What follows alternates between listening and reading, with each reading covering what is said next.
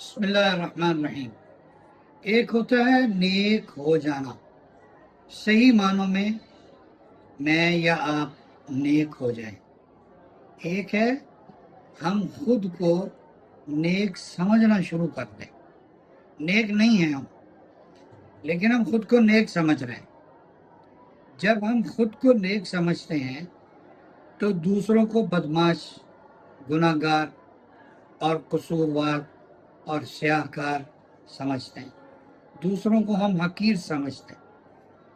جب ہم صحیح معنوں میں نیک ہو جاتے ہیں تو اس وقت پھر ہم اپنے گناہ دیکھتے ہیں، اپنے آپ کو قصوروار، گناہ گار، سیاہ کار، مجرم اپنے آپ کو سمجھتے ہیں۔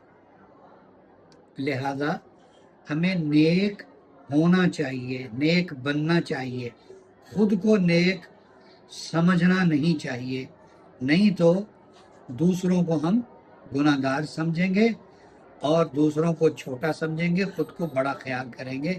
اللہ ہمیں صحیح معنوں میں نیک بنا دے۔